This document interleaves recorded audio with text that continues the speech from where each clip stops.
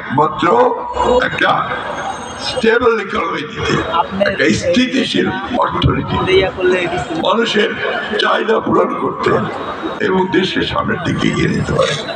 জামাত ইসলামের সেই অভিজ্ঞতা কোনোদিনও ছিল না এবং ভবিষ্যতে তারা সেটা করতেও পারবে না।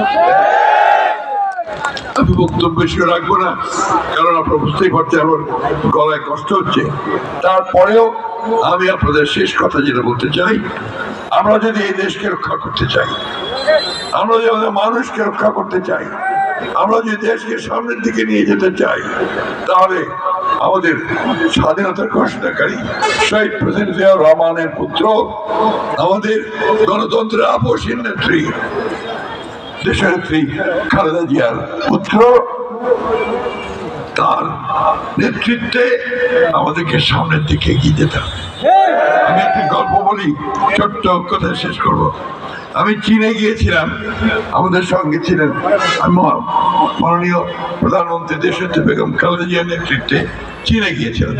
তো সেখানে চীনের প্রধানমন্ত্রী কে যখন তারেক রহমানকে পরিচয় করিয়ে দিচ্ছিলেন আমাদের প্রধানমন্ত্রী দেশনেত্রী বেগম খালেদা জিয়া, তখন চীনের প্রধানমন্ত্রী তারেক রহমানের হাত দুটো শক্ত করে ধরে বললেন, carry the flag of your father and mother, তোমার বাবা মায়ের পতাকাকে। আজকে সেই পতাকা তারেক রহমান আমাদের সামনে নিয়েছেন, আর সেই পতাকা আপনাদের এই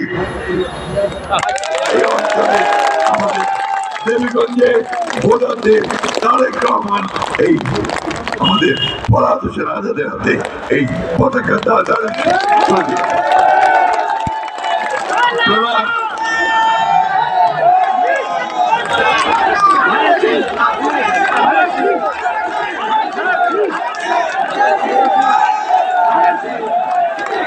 এখন আমি স্লোগান ধরবো, আপনারা বলবেন বাংলাদেশের মার্কা কি?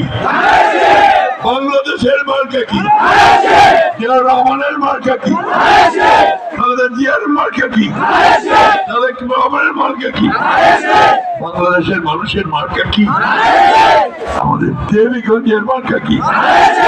ইনশাআল্লাহ আগামী 12 তারিখের নির্বাচনে আপনার সবাই তাহলে আমাদের যে ফরহাদ হোসেন আজাদকে এই ধানের শীষে ভোট দিয়ে জয়যুক্ত করে তাকে মন্ত্রী হওয়ার সুযোগ করে দেবেন। সকলকে অনেক অনেক ধন্যবাদ। আসসালামু আলাইকুম। বাংলাদেশ জিন্দাবাদ, বাংলাদেশ জাতীয়তাবাদী দল জিন্দাবাদ। সব শেষে আবার মার্কাকে, মার্কাকে, মার্কাকে। আসসালামু আলাইকুম।